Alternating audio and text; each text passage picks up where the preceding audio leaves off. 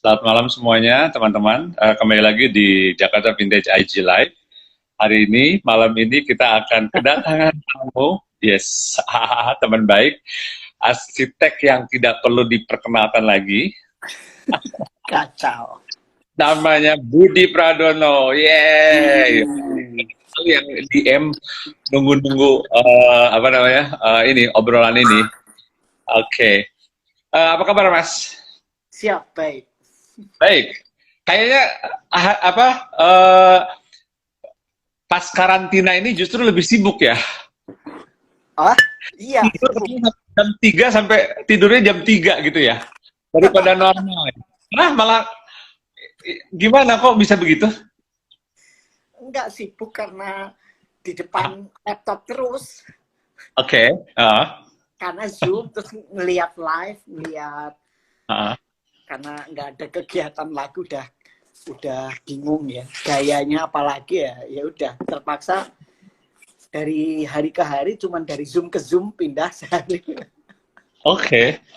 Oh, jadi katanya ngambil kuliah di Harvard itu ya, yang free course itu atau gimana? Ya. Ya itu udah lama sih. Jadi kemarin Uh, mau lanjut lagi. ya emang apa sekarang ini banyak justru apa ya? Justru kesempatan buat belajar karena selama ini kan waktu kita kan kayak kurang kan. Sekarang Iya, justru betul. malah justru kita kebanyakan waktu gitu. Bener-bener. Oke. Wah, ini udah 25. Oke, kita kan mau ngebahas ini, apa namanya? Ngebahas soal dampak si COVID-19 ini, karantina ini kita ya, pada arsitek apa landscape arsitektur gitu ya. Kemarin ini kan sebenarnya melanjutkan pembicaraan kita di Zoom meeting kemarin itu ya minggu Oh lalu ya. iya, iya. Nah, saya masih ingat banget itu pertama presentasinya mengenai apa studi sejarah gitu ya, masa Iya. krisis gitu ya, masa depresi tahun 20-an, 30-an ya. Kemudian masa Krismon gitu kan. Nah, itu kan Iya. selalu melahirkan apa namanya karya-karya arsitektur yang ikonik dan fenomenal gitu ya. Karena Betul. katanya semakin orang di kungkung semakin kreatif. Jadi Iya. menciptakan orang-orang kreatif. Itu Mas Budi bilang gitu waktu itu. Oke, coba boleh dijelaskan ya. Benar, benar. Oke, gimana Iya, gimana? jadi sebetulnya eh, secara human itu manusia itu diberi apa ya? Diberi oleh yang di atas itu Ya, sebuah hormon, oke. untuk dia bereaksi pada situasi. Jadi kalau dia di penjara, kita lihat kalau di penjara itu kan kita lihat film-film Amerika ya, itu mereka selalu berusaha bagaimana caranya, entah itu caranya keluar gimana, berpikir ulang semuanya, terus membaca, terus berpikirlah otaknya mau dipakai semua, dia secara naluri bekerja gitu. Jadi Oke. sama Oke. seperti binatang itu kalau kita kurung dia berusaha keluar gitu, sama kita ternyata apa ya, ketika kita dikurung diwajibkan itu ada teori voluntary prisoners. Jadi kita jadi prisoners yang voluntary ya. Sukarela. Sukarela gitu. Ya kan pilihannya mau mati apa sukarela di penjara gitu. Nah, tapi Oke. ternyata setelah penjara itu kita mulai sibuk kreatif sendiri gitu ya. Mulai dari wah baca buku apa yang belum dibaca, mulai menggali-gali lagi dan mulai Ya. berkreasi. Dan itulah Ya. hormon itu mulai bekerja gitu untuk kreatif gitu. Oke. Jadi itu berarti naluri manusia ya.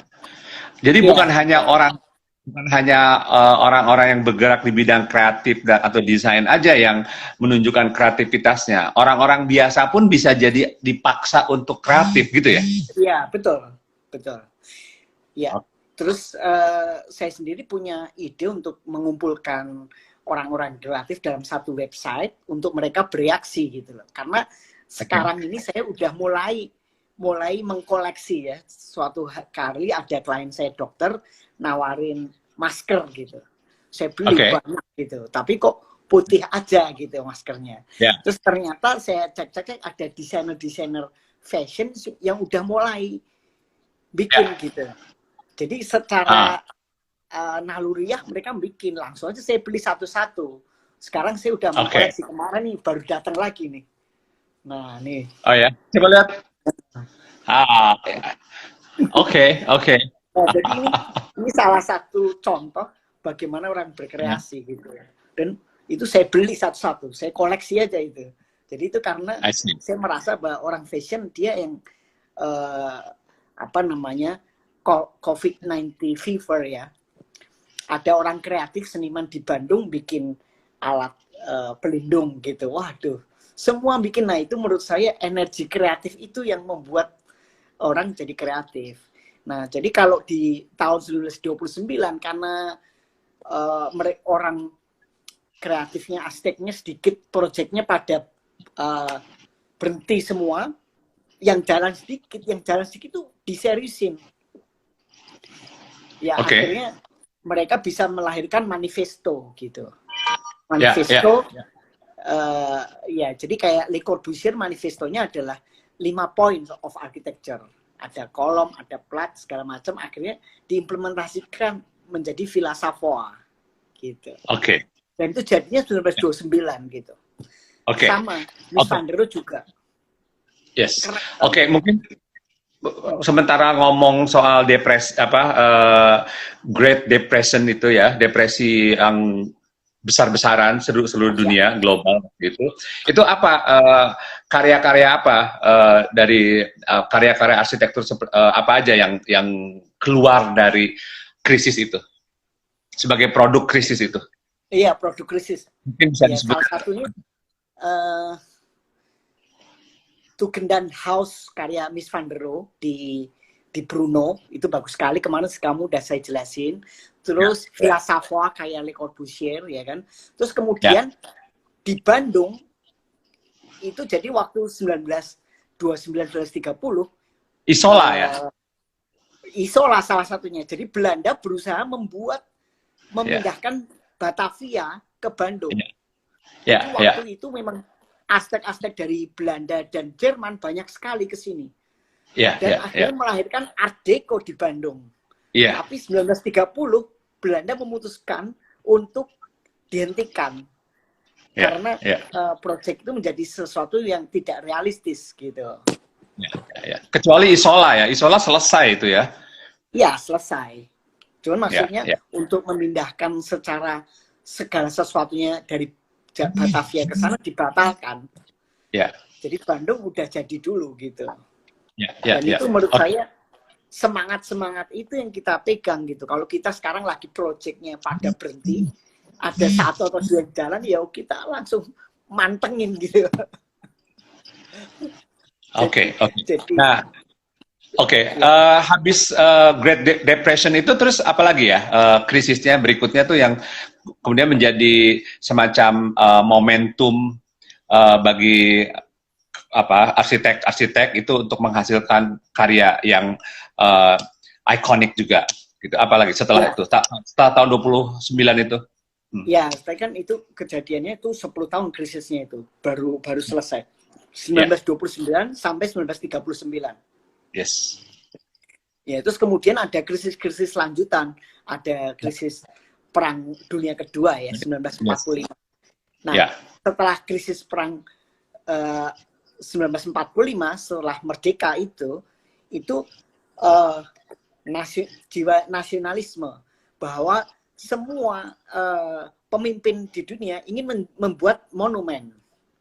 Nah, kita lihat India itu berhasil karena India berperang sama Pakistan. Inggris.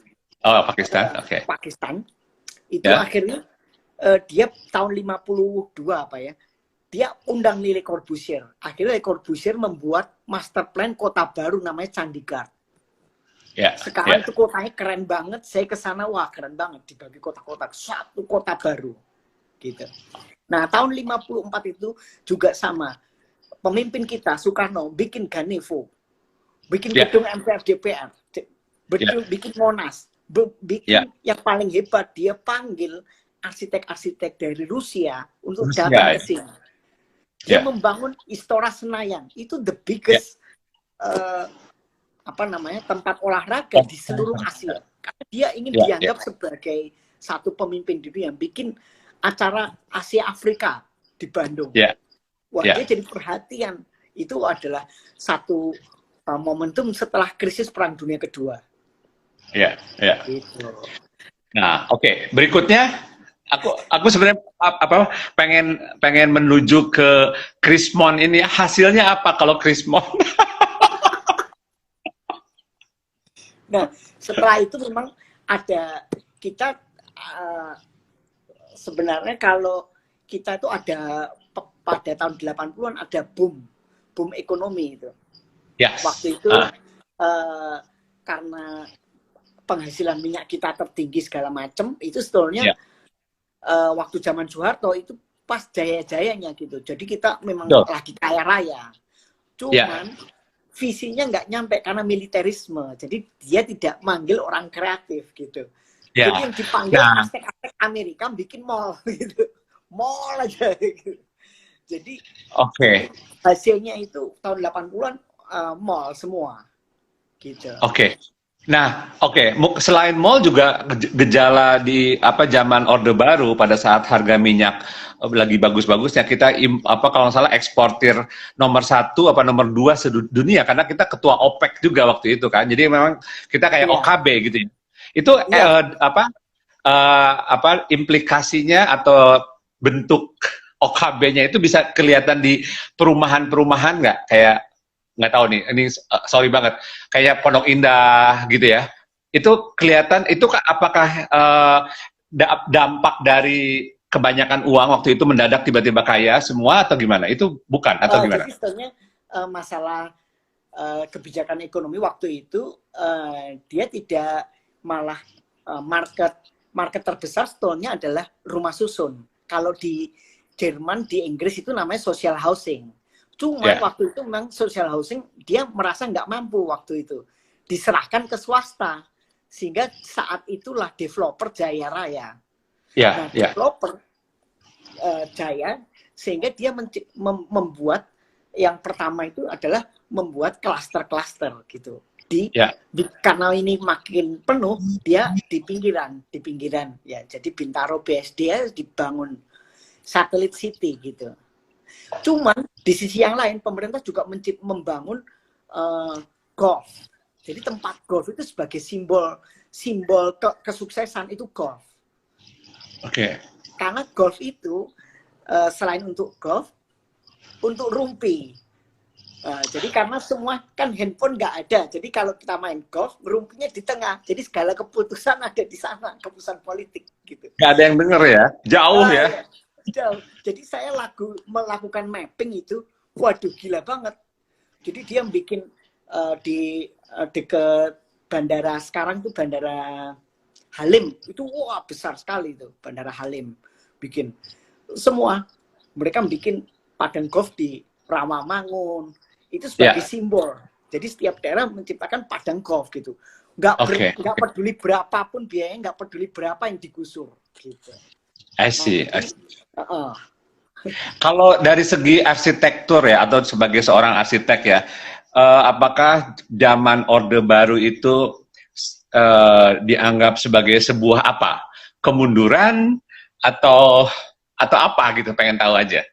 Jadi kalau saya punya pendapat sendiri, cuma pengen dengar dari seorang arsitek. Kalau saya sebetulnya bukan kemunduran, tapi memang jadi gini, seorang pemimpin yang hebat itu kita lihat mulai dari Muammar Gaddafi, terus semua pemimpin dunia yang top, di sampingnya kanannya itu selalu arsitek, gitu, membuat perencanaan masa depan gitu. Kita lihat Brasil gitu, Brasil kan membuat kota baru segala macam itu karena pemimpinnya di sampingnya arsitek. Nah, kemarin sayangnya Soeharto tuh nggak ada yang dampingin arsiteknya. Nah, jadi dia cenderung masih tidak dianggap itu arsitek Indonesia itu. Dia selalu mandang, oh kan kita hire aja arsitek asing. Jadi di sepanjang Sudirman Tamrin itu tumbuh semua arsitek dari Amerika rata-rata. Ya, betul. Ya. Tumbuh arsitek Amerika, sehingga waktu 98 begitu turun, itu adalah sebenarnya arsitek muda Indonesia sebelum itu udah berjuang bahwa kita dihargai sebagai arsitek Indonesia. Ya, makanya waktu itu iya ditandai dengan kami, Yori Antar dan teman-teman, pameran di Belanda. Pameran Belanda di Indonesia, nerbitin buku. Akhirnya sejak krisis itu mulailah tumbuh arsitek Indonesia, mulai dihargai gitu. Itu berarti momentum kebangkitan arsitek lokal. Iya, momentumnya adalah ketika reformasi. Ketika Soeharto jatuh, itu reformasi itu mulai kepercayaan satu demi satu ke arsitek Indonesia mulai didengar gitu. Ya, oke. Nah, sebenarnya tadi belum dijawab pertanyaannya. Kemunduran atau bukan? Zaman Soeharto. Dari sudut pandang arsitektur. Jelas kemunduran. Karena waktu zaman Soekarno itu semua dikompetisikan gitu. Soekarno tuh menganut sangat barat dan dia insinyur. Jadi patung di Pancoran itu dikompetisikan, ada senimannya menang, dihargai, dibangun gitu. Zaman Soeharto siapa lu gitu, nggak bisa gitu. Jadi itu Soeharto kronisme, jadi memang kroni aja, di antara kroni aja, Cuman kalau saya lihat waktu zaman itu interior designer jaya-jayanya, bikin banyak, gila, pokoknya impor semua. Jadi bisa belanja shopping di Milan gitu, berapa kontainer gitu. Oke. Ya. Mbak Lea mungkin lebih tahu. Apa? Mbak Lea mungkin lebih tahu itu, impor ngambil dari Prancis. Nggak tahu dia ada di sini atau nggak tahu nih. Ini sebentar, kita kita akan ke pertanyaan berikutnya, oke. Tapi ini kita sapa dulu nih teman-teman ya. Ini kayaknya banyak banget. Waduh, aduh, ada Mas Jacob, ada Philip Yusuf, ada Pak Sepri, ada Usman, oke, ada Muhammad Barkah, Kenya. Oke, Andi Tenri, ada Kertas Kaca, ada Agung Haryanto. Banyak ya. Oke, sorry banget ini mungkin nggak bisa dibaca satu persatu, sorry. Ada yang say hello, Mas? Ada yang say hello. Bisa kebaca nggak? Bisa, siapa ini yang say hello semua? Philip Yusuf. Oh, Philip. Ya. Ada Rian Syah juga tuh. Oke, berikutnya adalah tadi jadi arsitektur di masa Orde Baru, kemudian arsitek lokal kayaknya agak terpinggirkan karena didominasi oleh arsitek-arsitek asing, dan juga mungkin Soeharto waktu itu tidak punya visi arsitektur ya kayaknya ya, karena tidak ada orang di sekitarnya yang memahami itu gitu ya. Oke. Tapi terus momentum Krismon reformasi 98 itu kemudian menjadi momentum bagi kebangkitan arsitek-arsitek lokal, gitu ya. Oke. Nah, terus apa hasilnya dari reformasi ini yang kalau bisa dibilang ikonik, yang setara dengan karya zaman Soekarno? Jadi memang masa reformasi kan 98 itu jauh sekali, panjang, karena memang bedanya kalau arsitektur itu kaitannya masyarakat dan pemerintah, jadi ada 3. Nah, karena setelah reformasi itu masih belum seimbang karena peraturan segala macam belum formil, bahkan sekarang pun itu udah baru ada undang-undang arsitek. Tetapi sistem kompetisi tender yang terbuka itu belum seperti di barat gitu. Oke. Tapi kalau di Barat tuh udah rapi sekali sistem kompetisinya. Sekarang sudah mulai, baru-baru sekarang ini dikompetisikan. Contoh aja, ibu kota baru dikompetisikan. Pemenangnya Aztec Indonesia gitu. Ya. Oke. Jadi belum apa kalau misalnya belum comparable pada dibandingkan dengan masa Soekarno ya yang menghasilkan Iya, betul. Bung Karno menghasilkan banyak sekali apa namanya iconic buildings gitu ya. Iya. Jadi memang kita baru menikmati pemerintahan sipil yang dipilih oleh rakyat itu baru zaman Jokowi. Jadi baru berlangsung 5-6 tahun ya. Tapi zaman Soeharto, Habibie, sebenarnya waktu zaman Habibie itu adalah zaman reformasi yang terbaik. Dia salah satunya order bikin menara tertinggi Habibie Tower gitu. Cuman gagal ya. Cuman artinya udah ada semangat untuk itu. Gitu. Kalau zaman SBY kan 10 tahun loh itu. Iya, 10 tahun. Tolnya yang dibangun aja berapa panjang.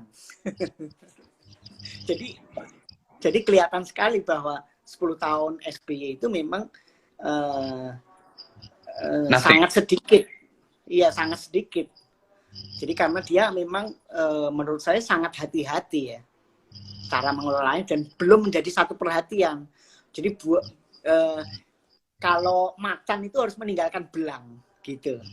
Kalau mati meninggalkan belang, gajah mati meninggalkan gading. Nah itu benar-benar dipegang oleh Soekarno.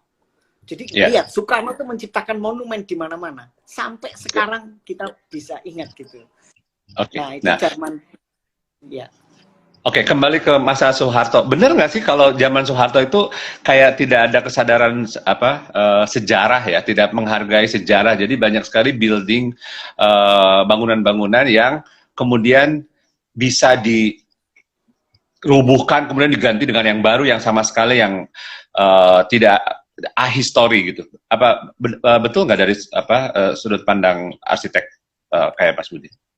Ya betul. Jadi zaman Soeharto, jadi misalnya aset-aset penting kita terbengkalai ya.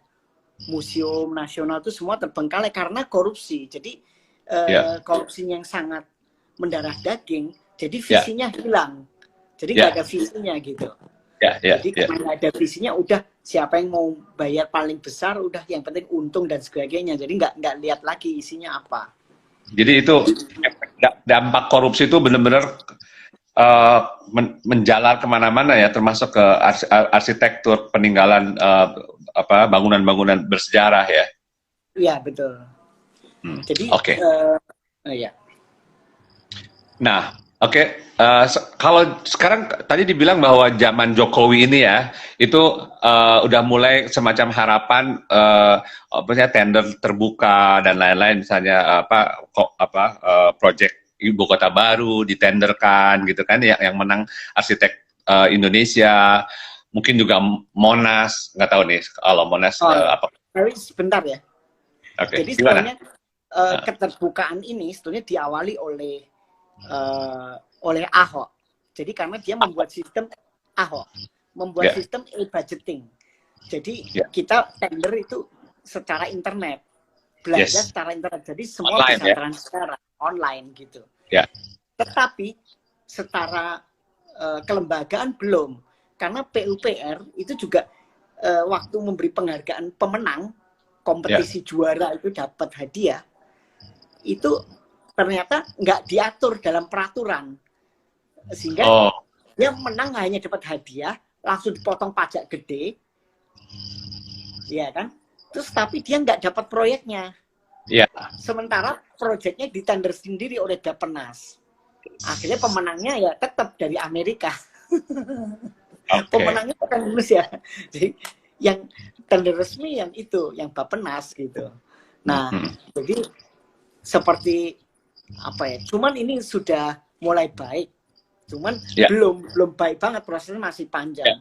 Jadi menurut saya juga misalnya kayak Monas itu memang karena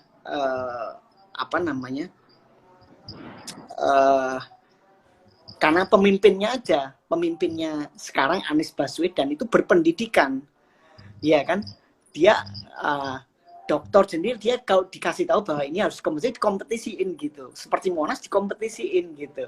Jadi tergantung yang bisikin. Nah kebetulan dia dibisikin bagus sehingga aset-aset utama itu dikompetisikan, Monas dikompetisiin. Masalah problem lagi, masalah eksekusinya itu problem berikutnya itu pelaksanaannya. Kalau tadi secara ideal bagus, pemenangnya Labo juga konsepnya bagus sekali memenangkan.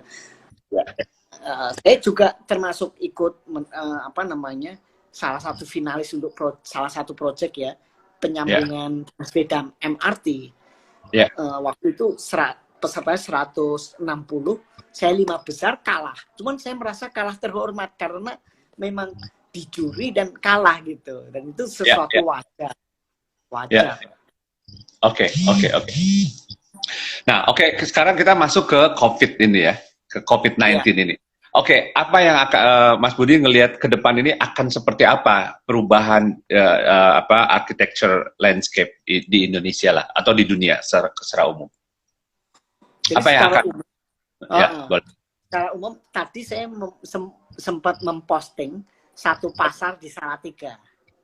Jadi pasar pagi itu kan mereka nggak boleh bekerja. Nah, kemarin itu dibuka lagi, ada satu direktur pasarnya di Salatiga itu membuat gambar di jalan raya, di jalan Sudirman Jalan Utama, di kotak-kotak gitu. Sehingga penjualnya bisa berjualan sambil berjarak gitu. Social distancingnya tetap jalan. Social distancing market gitu. Jadi ini sebuah terobosan. Meskipun di jalan raya mobil nggak boleh lewat, tapi pasar itu tetap jalan sehingga ekonominya berjalan. Jadi itu adalah satu fenomena baru di mana dia mencari satu solusi supaya ekonomi tetap jalan, social distancing jalan. Nah, jadi kalau kita melakukan lockdown itu mati. Jadi itu adalah satu indikasi, satu trigger di mana itu kedepannya akan diadopsi oleh arsitek-arsitek dalam merancang. Jadi dalam merancang dia akan memikirkan, mempertimbangkan aspek itu, aspek bahwa ini kita perlu social distancing, ini perlu ada jarak gitu. Nah itu akan itu menjadi rules. Jadi kalau nanti dia merancang gereja, merancang masjid, semuanya akan menggunakan rules baru ini. Karena kita anggap bahwa ini nggak akan berlangsung cepat. Virusnya belum ditemukan, katanya 18 bulan lagi, berarti kira-kira 1,5 tahun, 2 tahun lagi gitu. Vaksinnya maksudnya? Vaksinnya. Virusnya udah ada. Oh iya, virusnya nggak ada vaksinnya. Oke. Nah, karena vaksinnya nggak ada itu menyebabkan menuntut arsitek untuk kreatif gitu. Oke. Taman dibuat social distancingnya gimana, tempat duduknya jauh-jauh gitu. Bioskop nanti berubah semua, kursinya jadi VVIP semua itu, sofa-sofanya di bioskop. Oke, saya kemarin waktu minggu lalu itu waktu sama Zoom meeting sama Mas Budi soal masjid social distancing mosque yang lagi bikin. Itu sangat menarik dan pasti akan sedikit kompleks isunya karena akan berhadapan dengan ulama-ulama yang kalau kita sholat di masjid, biasanya imam itu itu akan sebelum mulai sholat dia akan umumin, tolong rapatkan syafnya.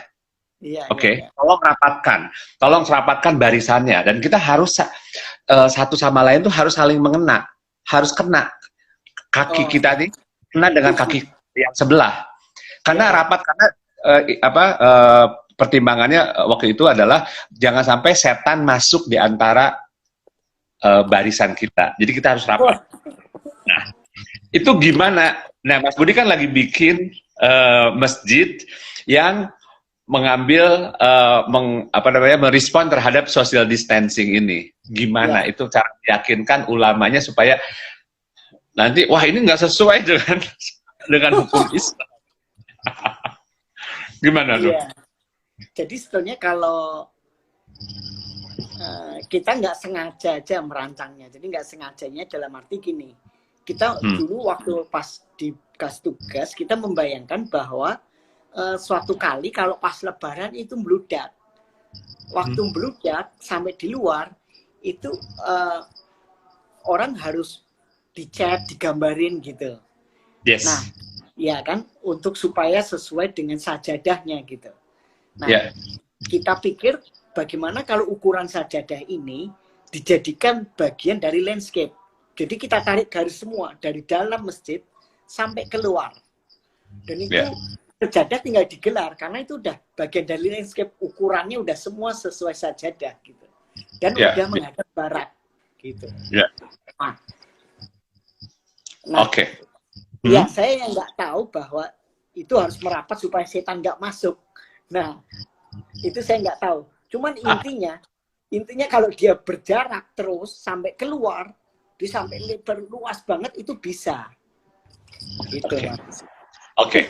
Jadi ini menarik dan akan challenging sekali ini project masjidnya Mas Budi ini akan challenging karena akan ada respons seperti yang saya omongin tadi itu terutama dari yang tahu mengenai agama ya, hukum Islam gitu. Oke. Kebetulan saya ada project masjid udah selesai. Desainnya udah selesai, tinggal ngebangun gitu ya. Ya jadi saya kayaknya harus mendesain ulang gitu karena kan masalah social distancing supaya pintu masuknya mungkin lebih banyak atau supaya nggak tabrakan gitu nggak. Oke, anyway. Keren itu. Kenapa? Keren itu. Oke, ya. Nah, kalau dari di Indonesia ini tadi kan masjid ya, perubahan arsitektur masjid ya tadi kan sebagai ambil contoh. Kalau rumah, rumah tinggal termasuk apartemen gitu ya. Itu gimana? Karena kan misalnya orang udah bikin apartemen kan satu layout gitu ya. udah dibikin berapa ratus, tiba-tiba wah, ternyata kamar mandinya, tempat cucinya tuh di ujung sana. Nah, itu gimana? Ada perubahan atau gimana? Mungkin, tapi intinya sebetulnya dulu kita fenomenanya adalah kayak saya sendiri juga ada fenomena bahwa kita memisahkan diri dari kantor atau tempat kerja dengan rumah gitu. Cuman yang sekarang kita harus kerja di rumah. Jadi ada fenomena cross programming. Jadi programming yang baru ada di rumah. Jadi gimana caranya orang membuat rumahnya lebih nyaman? Berarti harus direvisi supaya dia bisa untuk kerja, bisa untuk istirahat, bisa untuk main sama anak-anak gitu. Nah, sekarang tuh ada di negara mana nyelenggarain kompetisi playhouse. Bagaimana rumah itu bisa supaya nggak bosen gimana gitu. Nah, ya soal masalah tempat cuci tangannya di sana itu mungkin kalau sekarang kan misalnya gated community, rumah-rumah itu semuanya sudah ada dapur di samping orang masuk udah pantry. Jadi kalau di dalam master plan master plan apartemen juga masuk itu deket sekali sama pantry, tempat cuci tangan tuh pasti dekat. Cuman sebenarnya yang akan berubah project interior pasti meledak banyak ini buat kamu. Intinya karena semua harus direnovasi nih rumah-rumah supaya nyaman. Iya, termasuk ya sirkulasi udara, cahaya, gitu kan ya. Karena orang sekarang menjadi lebih sadar kesehatan, sadar kebersihan ya, sanitasi dan higienis. Oke. Nah kalau misalnya office gitu ya, office building gitu, atau mall gitu, itu apa kira-kira implikasinya?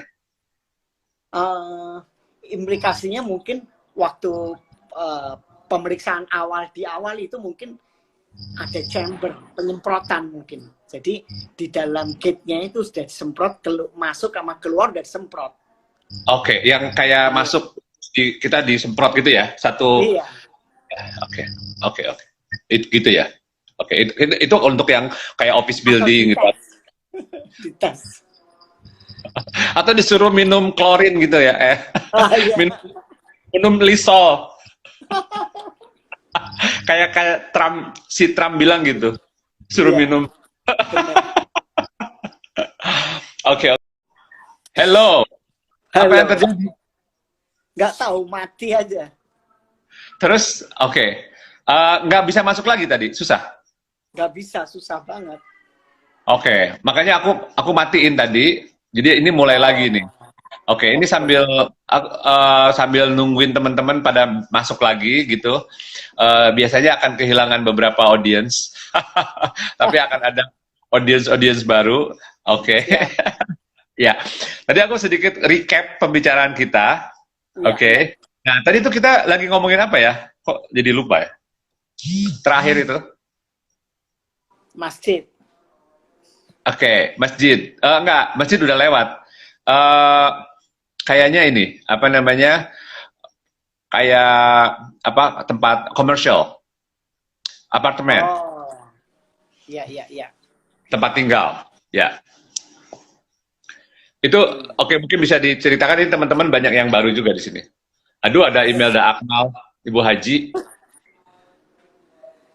Siap. Gimana? Boleh. Kira-kira seperti apa nanti perubahannya gitu ya. Bagaimana arsitek-arsitek ini merespons terhadap social distancing, terhadap bahwa rumah menjadi apa work center gitu ya. Uh, Kayak gitu ya. Dan orang lebih Iya. sadar pada kebersihan, kesehatan gitu ya. Cuci tangan menjadi suatu hal yang kebiasaan yang baru dan lain-lain. Bagaimana arsitek merespons terhadap perubahan-perubahan itu? Iya, tadi kita udah jelaskan mulai dari rumah yang berubah karena programming baru, orang harus bekerja di rumah.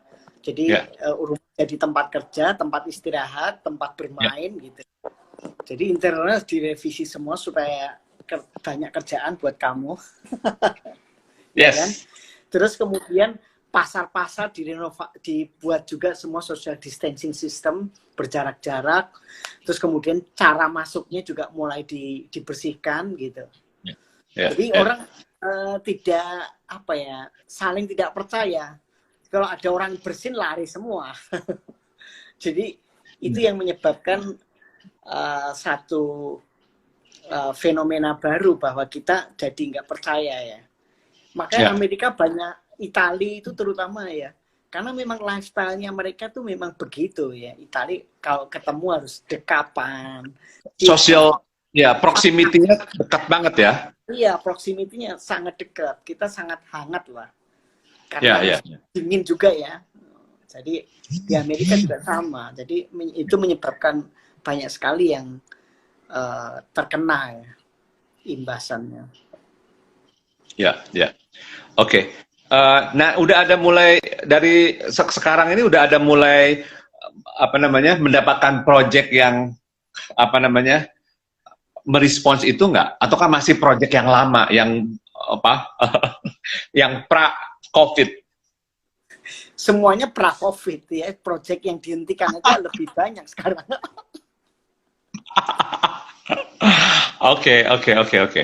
Nah, Cuman nih, oke, ini ini ada nih, video masjidnya ada nih. Mau lihat nggak? ada boleh, boleh, boleh lihat dong. Coba ya. Kemarin kan pengen lihat kita. Oh iya. Coba, coba. Kelihatan nggak? Oke, agak ke bawah kali ya. Oke. Oke. Ah, oke, Kelihatan. oke, oke. Terus, terus. Ya, ya, ya, ya, ya.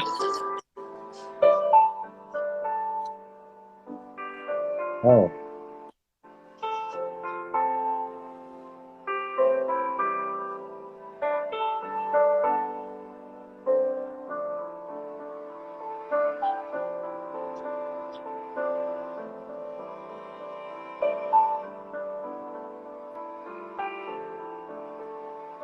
Nah itu yang garisnya itu semua seukuran sajadah itu. Oke.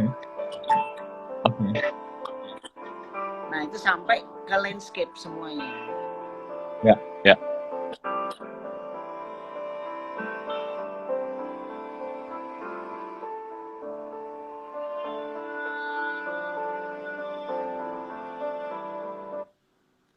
Ke bawah lagi katanya, Mas Budi. Agak ke bawah Apa? lagi kameranya. Oh, udah Oh, habis ya. Ini kayaknya orang-orang pada penasaran nih. Kurang ke bawah jadi berhenti. kameranya. Nah, itu oke, Oh, tadi teman-teman kurang ke bawah. nggak apa-apa. Teman-teman itu sengaja kayaknya Mas Budi. Itu namanya teaser. Oke. Teaser. Kalau mau lihat kalau sampling itu sampling. Jadi kalau mau lihat semuanya harus beli.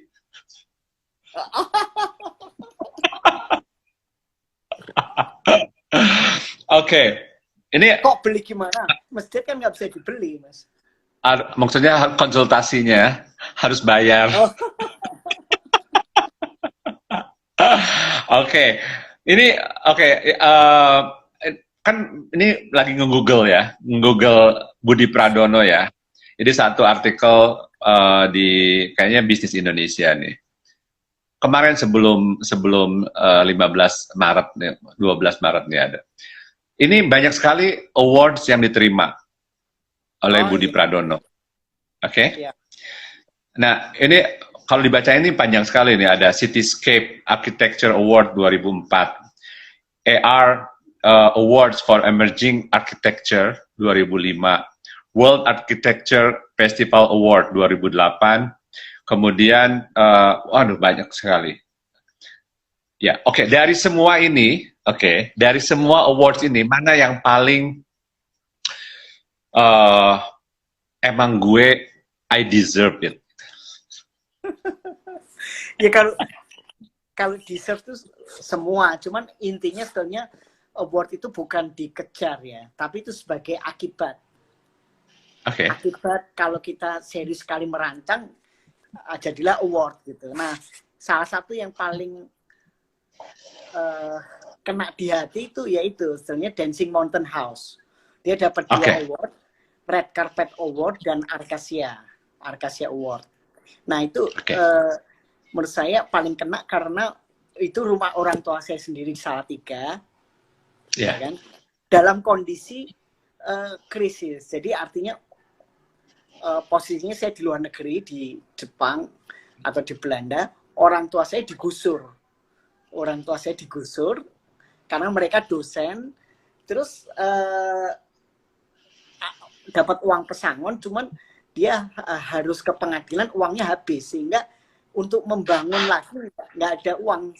Jadi untuk membeli tanah nggak bisa, semuanya nggak bisa. Jadi Bud, tolong bangunkan rumah buat kami gitu, dalam keadaan yang nggak punya apa-apa gitu. Jadi menurut saya oke, serius.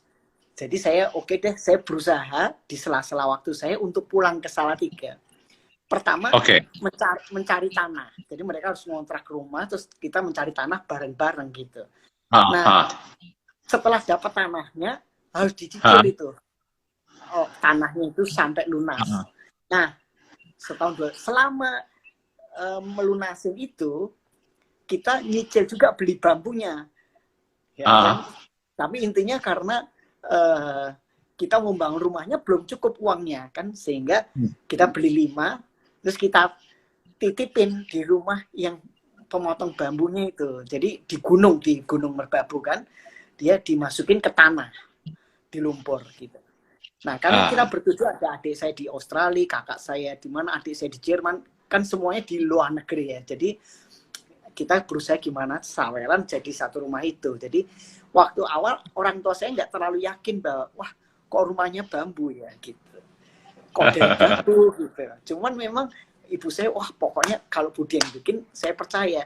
Jadi kita giliran ya, ada adik saya dari Australia terbang ke Bali, oke deh sekarang giliran saya. Jadi orang tua saya diajak ke restoran yang ada bambunya atau rumah yang ada bambunya, tinggal di villa-villa yang mahal-mahal itu, cuman materialnya bambu itu. Wah bagus juga ya bambu. Jadi mereka mulai yakin gitu. Yakin ya. Yakin, terus appreciate juga ya. Ada hotel semua di Bali sering banget, mereka udah makin yakin. Udah yakin, terus pulang ke Salatiga, waduh, ini kontraktornya siapa ya? Kita nggak mungkin bayar kontraktor gitu. Akhirnya kita cari tukang bambu yang ahli kayak apa. Kita keliling. akhirnya di antara Gunung Merbabu dan jalan di Magelang itu ada desa kecil, dia yang membuat furniture dari bambu. Nah, saya survei, oke, ini Bapak tukang siapa, kepala tukangnya? Oh, ini namanya Pak Bambang. Saya lihat ke rumahnya, wah, rumahnya dari bambu. Bagus sekali, menurut saya bagus sekali, cuman tradisional. Jadi, jadi karena tradisional itu, terus saya rayu, Pak, bisa minta tolong untuk membangun rumah kami gitu. Oh, nggak bisa, saya masih ada kerjaan banyak. Jadi dia nganyam untuk bikin plafonnya rumah-rumah orang satu-satu keliling gitu. Oh ya udah, nggak apa-apa. Jadi akhirnya ibu saya ini saya pulang ke Jakarta, Mam, tolong, ini Pak Bambang ini ahli banget, jadi dirayu. Oke, caranya gimana Ibu? Ya pokoknya tiap 2 minggu sekali mamiku ke sana bawa beras. Pokoknya bawa sembako lah, beras, gula, kopi lengkap. Setiap minggu. Selama 6 bulan. Ngerayunya selama 6 bulan, Mas. Nah, setelah 6 bulan itu dia yakin, oke, Mas, saya mau membangun karyanya Mas gitu. Jadi kita melihat di sini adalah prosesnya. Jadi prosesnya waktu saya lihat tanahnya, oke, tanaman apa yang dekat di sini yang murah dan apa yang banyak. Tetangga-tetangga banyak itu bambu petung besar. Bu, nyun sewu, sakit nempil gitu. Artinya itu bahasa Jawa, artinya boleh minta sedikit bambunya, nggak usah semua, cukup yang di tengah. Karena saya tahu teorinya, yang di tengah itu yang paling tua, yang paling kuat. Jadi nyuwun yang tengah aja, berapa ya, 5 gitu. Tetangga yang satu juga nyuwun 5 mawon gitu. Ambil yang tengah. Jadi minta ke tetangga itu? Iya, cuman enggak, kita beli, kita bayar. Cuman kan murah, Mas, satu bambu paling 90.000 gitu. Ya. Tapi kita caranya gitu, nempil gitu bahasa Jepang. Nah, jadi kita melihat di sini proses membangun itu sulit. Artinya prosesnya mulai dari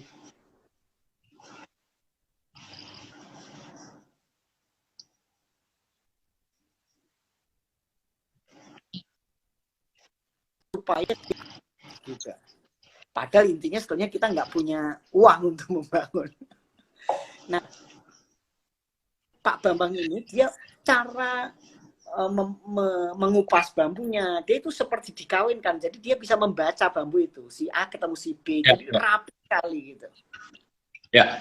Nah, jadi begitu dia mau jadi, udah mau jadi, papi saya itu memang saya melihat papi saya itu seperti Derrida, Jacques Derrida. Dia pemikir filsuf dari Prancis yang tinggal di Amerika, Jacques Derrida itu. Pokoknya rambutnya putih semua. Papi saya selalu menemani tukang-tukang kan. Nah, di situ dia bilang kapan nih selesainya gitu. Selesainya tukang bilang selesainya bulan April. Papi saya bilang enggak, jangan, kalau bisa bulan Februari, saya mau tidur situ. Jadi rumah itu besar, cuman dia mereformasi rumah Jawa. Dia nggak mau dibangunkan seperti rumah Jawa. Dia nggak mau ada joglo. Kalau ada joglo, kenapa? Gitu. Itu simbol kekuasaan, gitu. Simbol kekuasaan. Dia mau seperti rumah kampung. Kenapa? Untuk menyimbolkan bahasa rakyat jelata. Jadi makanya bentuknya rumah kampung. Cuman rumah kampung ini bisa multiplikasi jadi banyak gitu. Nah, udah dibikin besar, semua besar waktu, oh Mas, ibu saya, wah saya nggak mau dapur, saya mau yang gede, bongkar semua, jadi dapurnya bikin gede gitu. Jadi semuanya dibikin besar dan lost. Jadi sebenarnya karena dia pendidik, intinya konsep itu di awal yang pertama kali. Jadi waktu kita susah sejak kecil, itu hanya ada satu meja, itu untuk bersama-sama, mulai belajar, bekerja. Papi saya bangun jam 4 pagi udah baca buku. Jam 4 pagi. Keras-keras bahasa Inggris lagi. Dan itu spirit itu yang saya pakai. Jadi rumah itu kosong besar, bikin meja besar gitu. Nah, dari situlah akhirnya papi saya pas bulan Februari itu tidak ada, meninggal di situ. Jadi kita tidurkan di situ selama 3 hari, karena 3 hari apa 4 hari, karena menunggu adik saya pulang dari seluruh dunia, dari Jerman, Belanda, segala macam. Nah, setelah papi saya meninggal 2014, jadi dapat penghargaan setelah itu, dapat penghargaan. Arkadia Award 2015 ya. Yang terakhir ini sebenarnya dikunjungin Johara karena dikunjungin tamu dari Switzerland, itu adalah Direktur Aga Khan, karena dia penting sekali menominasikan proyek ini gitu. Jadi Ahmad Johara datang bersama Direktur Aga Khan dari Prancis ya. Oke.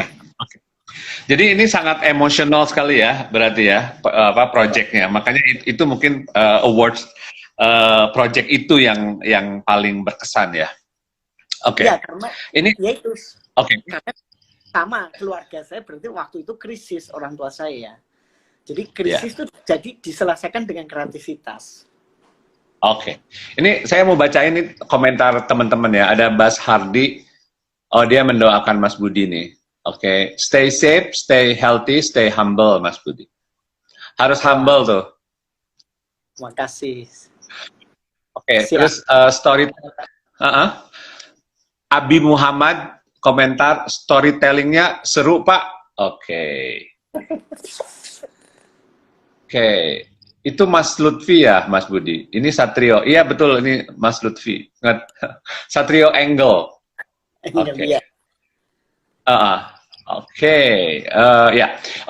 Ya, kemudian ini ada satu lagi project yang udah banyak dibahas juga, yaitu Rumah Miring, ya kan, yang di Pondok Indah.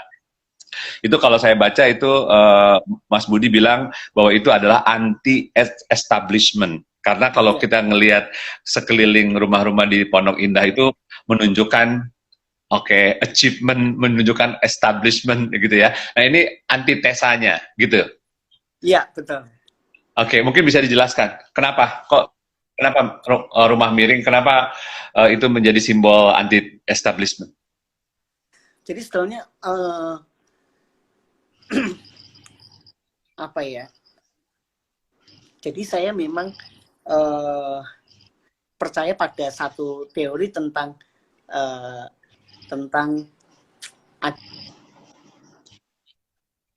teoretikus dari Eropa, gitu.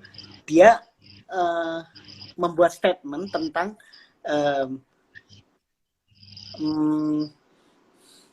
apa namanya, kekeritingan itu crime gitu. Jadi artinya kalau banyak ukir-ukiran itu crime.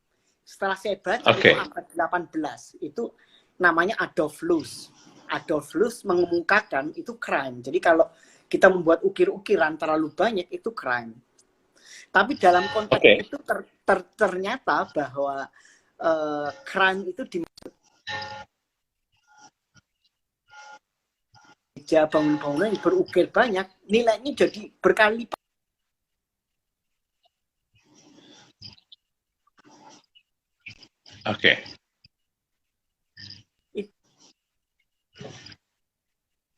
Untuk ya area situ itu kelihatan sekali itu jadi itu kan.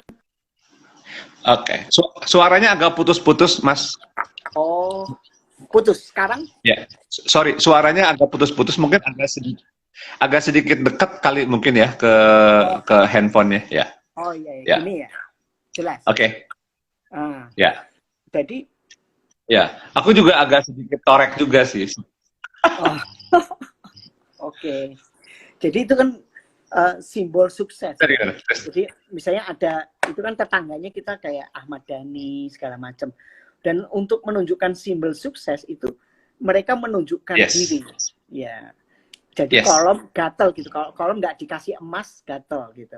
Untuk jadi ada orang kaya banget harus ada emasnya. Kenapa? Dulu saya miskin, nggak bisa beli emas. Sekarang saya sukses sekali. Nah, untuk menunjukkan teman-teman saya dari desa, dari kampung, kalau ke Jakarta, wah, udah sukses ya. Iya, tuh rumahnya kayak ada emasnya di depan gitu. Di pagernya kalau perlu ada emasnya gitu. Nah, sebenarnya konteksnya dengan riset ini, makanya saya udah 10 tahun nggak pernah dapat proyek di Pondok Indah. Suatu kali saya ngerantang gitu, Mas, ini habisnya berapa?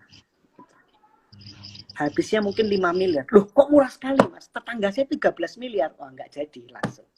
Terlalu murah, kurang mahal kan. Pusing saya jadinya. Oke. Nah, akhirnya ini beneran nih. Ini beneran. Iya. Klien saya yang satu ini memang rada seniman juga. Jadi ketemunya di galeri-galeri kan. Karena ketemunya di galeri melulu, "Bud, saya ada tanah nih kecil banget gini-gini." Oh iya, tapi nggak pernah saya garap. Saya takut soalnya. Wah, nanti kalau kemurahan gimana? Harus mahal gitu. Ternyata benar-benar saya usul miring gitu. Pertama usulnya minimalis gitu, kotak gitu. Begitu kotak. Besoknya saya mikir lagi, oh iya ya, saya miringin aja. Kenapa? Bud, kok miring gitu loh? Ya, kenapa? Nanti supaya orang tanya, orang kaya, orang sukses kok mau tinggal di rumah miring gitu. Nah, itu satu pertanyaan yang menurut saya penting gitu. Sebagai satu perlawanan dari emas tadi gitu, greeting gitu. Nah, terus waktu ditanya biaya berapa, waduh, saya nggak berani, nggak tahu itu, gitu. Takut kemurahan juga, telah dihitung, keluarlah biaya 2,5 miliar. Waduh, kok 2,5? Iya itu baru strukturnya ternyata, baru pondasinya.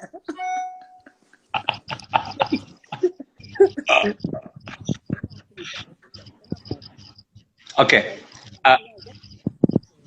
Oke, suaranya hilang. Oke, suaranya hilang ya. Sekarang? Ya, sekarang oke, ya. Oh iya, oke. Nah, itu jadi strukturnya aja yang 2,5 miliar itu. Iya. Oke.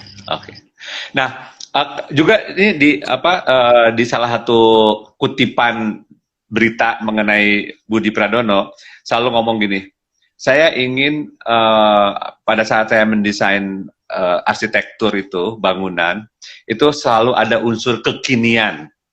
Iya. Oke, kenapa kekinian itu penting? Apa supaya dibilang cool atau kenapa? Atau apa? Jadi kekinian itu penting untuk menggariskan kita di dalam konteks history.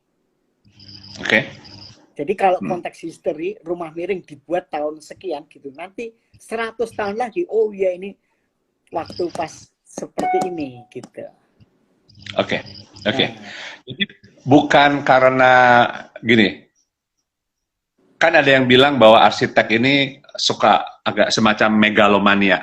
Jadi egonya tuh besar sekali. Jadi dia selalu bukan selalu. Ada yang bilang bahwa jadi kalau arsitek itu bikin bangunan itu untuk dirinya, bukan untuk orang lain gitu. Itu what do you think?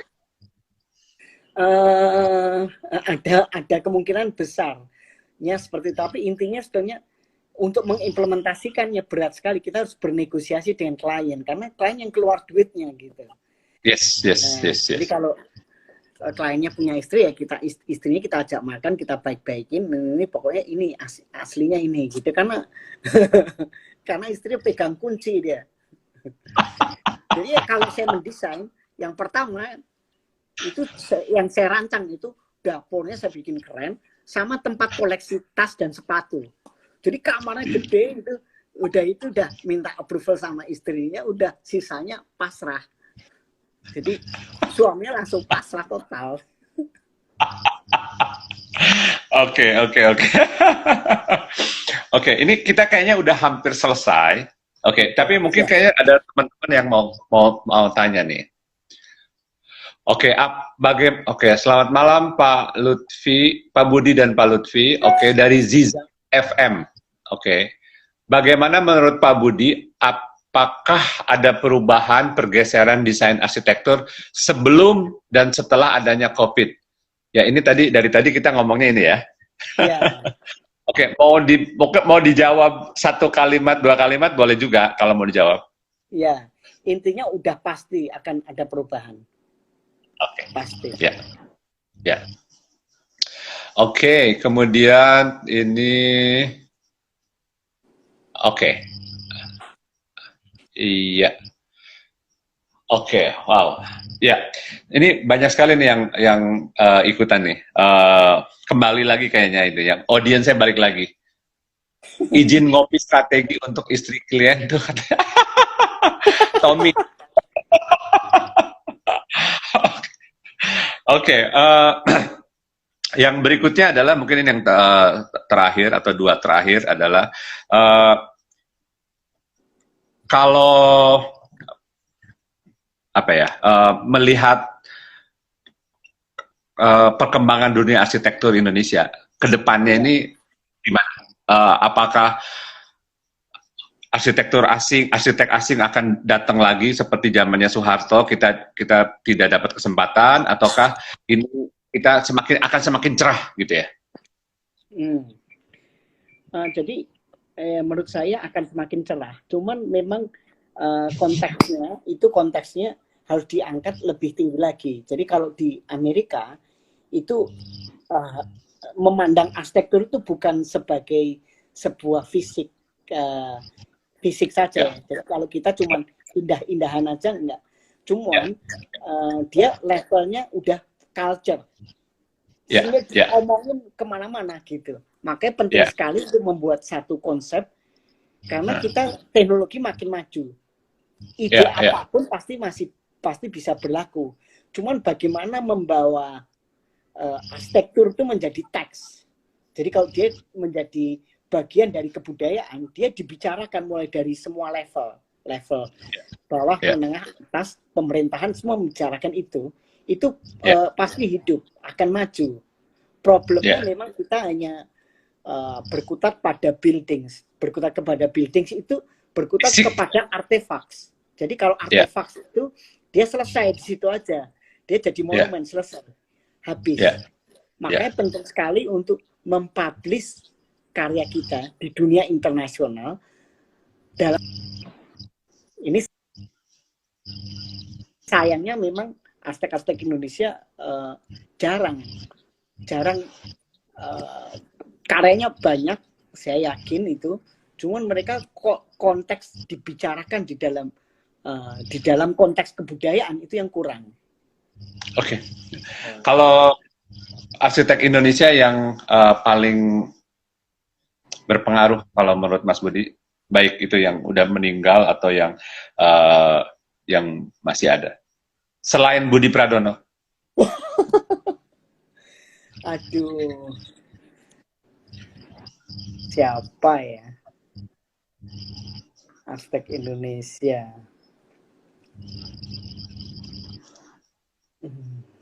Jadi kalau arsitek Indonesia memang yang saat ini yang sangat produktif berkarya, bikin tower banyak itu ya mungkin Pak Budiman dari DCM.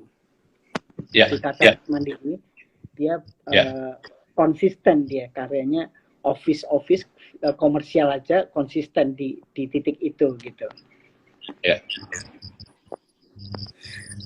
Jadi memang menurut saya terbagi-bagi, ada yang arsitek sekaligus akademisi menyambi dosen gitu, ada yang arsitek murni gitu.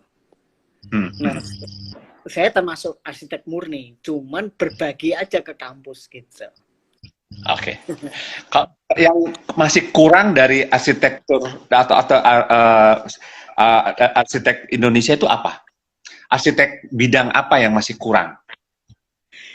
Kalau misalnya rumah banyak gitu ya. Kurang. Ya itu, jadi intinya kurang berani membawa konteks arsitektur menjadi bagian dari kebudayaan untuk didiskusikan gitu. Jadi misalnya Sumiyoshi House karya Tadao Ando, itu rumah kecil dibicarakan seluruh dunia bertahun-tahun gitu. Ya kan?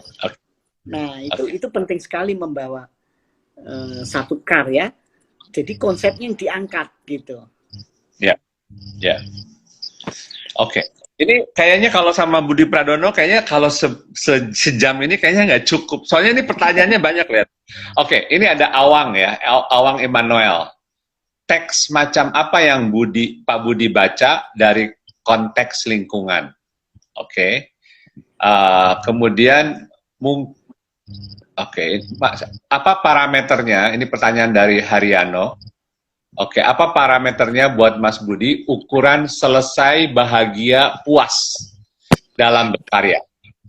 Oke, terus ada juga dari Hadi Sudarwanto, mungkin bisa dimulai dari sebuah karya yang bisa dirasakan oleh publik keilmuan arsitekturnya. Oke, ini kayaknya tadi merespon pada yang soal budaya itu. Bagaimana konteks arsitektur rumah miring tadi lahir terkait dengan maksud teks yang Pak Budi sampaikan? Oke, kan, oke, ini ada pertanyaan dari Zikri. Oke, mungkin nggak jika pandemi akan dibuatkan museum COVID? Kira-kira menurut Mas Budi idenya seperti apa ya? Museum COVID. Oke, mungkin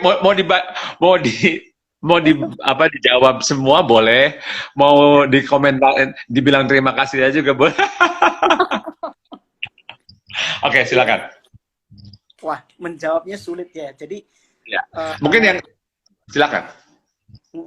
Ya, terutama yang tadi puasnya di mana, setelahnya puasnya itu setelahnya karena saya sangat interest pada teori ya.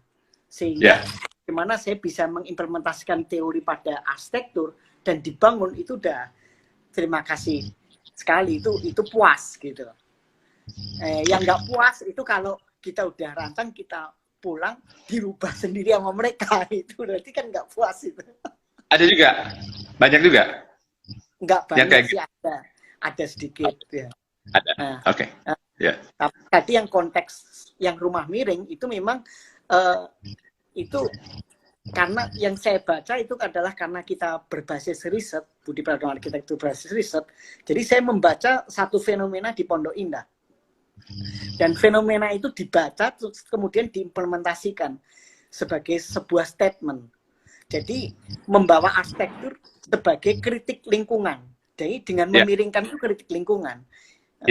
Satu kali udah selesai ya, udah jadi pas saya lewat, oh masnya arsiteknya, siapa? Oh kenalkan saya Pak RT gitu. Ada pertanyaan apa Pak? Oh saya mau tanya, itu kapan jadinya? Loh itu udah jadi Pak gitu. Nah, loh kok masih miring Mas? Nah, dia bilang kok masih miring Mas? Nah itulah menurut saya keberhasilan satu proyek itu. Karena dibicarakan sama tingkat RT, RW, Pak supir semua mempertanyakan, oh itu udah selesai, tak pikir belum selesai karena kok masih miring dari dulu gitu. Nah bertahun-tahun kok miring, nah itulah. Jadi kalau sampai dibicarakan itu berarti sukses. Jadi karena itu udah levelnya udah naik ke atas, not as architects, but sebagai produk kebudayaan. Oke. Tadi yang museum COVID gimana? Jadi kalau museum COVID itu sebenarnya museum yang mengkoleksi ide-ide yang arsitek merespon COVID dari seluruh dunia. Jadi sekarang kita Google aja ada respon to COVID, itu udah ada ide banyak sekali, mulai dari landscape, baju, ya tadi apa namanya masker, ya masker yang keren gitu. Itu semuanya karena ini ya, ini keren banget. Ini karya Safira ini. Oke. Karena ini ternyata dari bahan ini gitu. Terus dibikin ini gitu. Nah, jadi kreatif banget ini. Oke. Nah, tadi ada pertanyaan terakhir, itu harapan Pak Budi untuk arsitek-arsitek Indonesia di masa datang. Ya, harapan saya sebenarnya gini. Kalau kita melihat populasinya, kita itu hampir sama dengan Amerika. Cuman Amerika pendidikannya begitu bagus, dia memproduksi arsitek banyak sekali. Jadi kalau kita kurang banget. Kita karena sangat sedikit. Tapi yang diproduksi adalah tukang arsitek. Tukang arsitek itu, kalau tukang arsitek beda sama arsitek. Kalau tukang arsitek itu hanya nurut sama kliennya minta apa. Tolong dibikin gini, siap. Tolong dibikin ini, siap. Itu tukang arsitek. Tapi kalau arsitek sebenarnya dia membawa konsep gitu. Suatu kali saya pernah di sekitar Pondok Indah, Mas, ini saya uangnya banyak Mas gitu. Habisnya berapa ini? Ditunjukin foto. Wah, foto dari Perancis yang banyak ukirannya itu. Wah, itu pasti 10M kurang, Mas. 10M. Wah, terlalu murah, Mas. Saya tuh harus pokoknya habisnya 20 miliar dong ini. Nggak jadi aja gitu. Wah, ya udah, Mas. Saya bukan tukang gambar. Saya arsitek. Saya akan memikirkan konsep saya sendiri. Saya suruh gambar itu juga nggak mau. Biar Bapak punya 20 miliar, saya nggak mau gitu. Kasihkan Mas Lutfi aja. Interiornya nggak apa-apa, interiornya. Iya, siap. Kita bisa kolaborasi, Mas. Yes. Oke. Ini thank you banget. Ini banyak yang komentar. Aduh, ini session seperti ini bagus sekali dan sering-sering dia bilang ada yang komentar. Thank you. Waktunya 1 jam lebih, ya 1,5 jam ya. Kayaknya masih kurang. Sebenarnya kalau nggak keberatan masih mau diteruskan nggak? Apa udah capek? Udah cukup kayaknya. Ya, oke. Ya udah. Thank you waktunya, insight-nya, sharingnya nih Mas Budi Pradono. Besok kita akan jam 8 malam juga akan ngobrol-ngobrol di sini dengan Pandit Sumawinata. Dia seorang dosen. Dia juga seorang creativepreneur. Ini dosen ini namanya Pandit Sumawinata ini sangat creativepreneur banget. Jadi ke mahasiswanya itu, si mahasiswa itu disuruh untuk bikin usaha gitu. Dan dia pakai mentorship juga. Jadi bukan hanya sekedar ngasih teori-teori di kelas, tapi juga dia anak-anaknya itu disuruh bikin bisnis gitu ya. Oke. Nanti kita akan ngobrol jam 8 malam di sini Jakarta Vintage IG Live. Thank you Mas Budi, thank you semuanya teman-teman. Oke. Ini rekaman pembicaraan ini IG Live ini nanti akan di-upload di YouTube Jakarta Vintage. Jadi kita bisa tetap punya akses, bisa dilihat lagi dan akan di podcast Jakarta Vintage segera.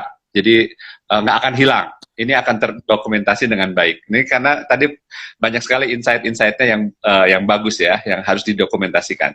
Oke, thank you sekali lagi. Selamat malam semuanya. Sampai besok malam jam 8. Thank you.